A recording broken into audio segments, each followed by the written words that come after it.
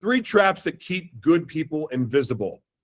The performance trap. And oh my gosh, you post the version of you, what you think the market wants. It works for a while, then you burn out because you built an audience for a person who does not exist. One of the worst, okay, right now, for so long, people on social media and even in the media, even like the main media, the mainstream media, they've played to the niches.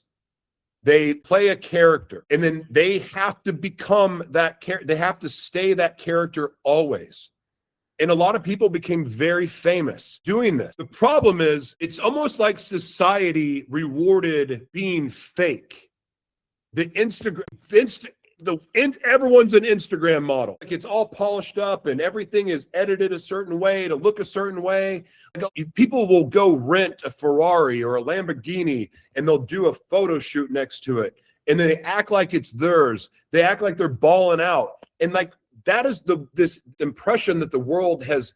This is what we've all dealt with on social media since it existed, like the influencer world. And it's all a facade. And what's happened? We've all found out that most of it's fake. And the other problem is that other people wanted to be like them because they wanted to be rich and they wanted to be famous. And so they emulated this model.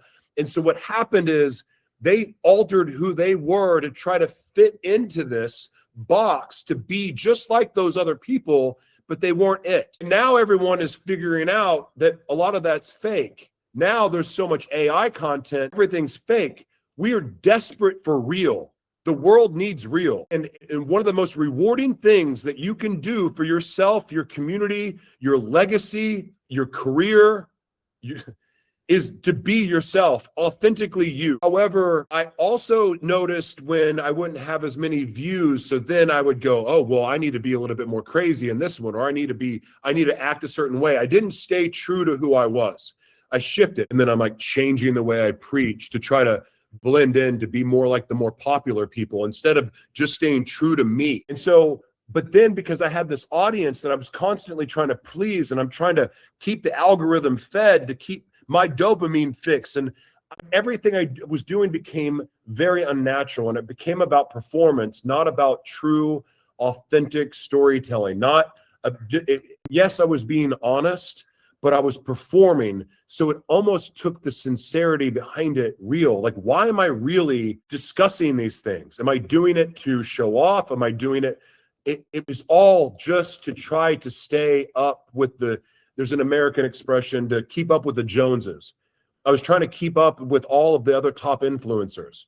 I was trying to be all of that, but that's not who I really am. And it's not who I really was. So that trap took me away from who I needed to be instead of just remaining true to my identity. And let me tell you something, the one thing where you never have to worry about faking is if you just stay true to who you are. But trying to fake it and to do the things that sometimes people consume a bunch of caffeine or a bunch of nootropics, or they use other things to keep them going. And it's not staying natural and true to who they are. And all they're going to do is burn out and fail. It is so much better. You will burn out less and you will be more effective if you just stay true to who you are and not worry about what other people are doing. Because the plan for your life is different than other people's.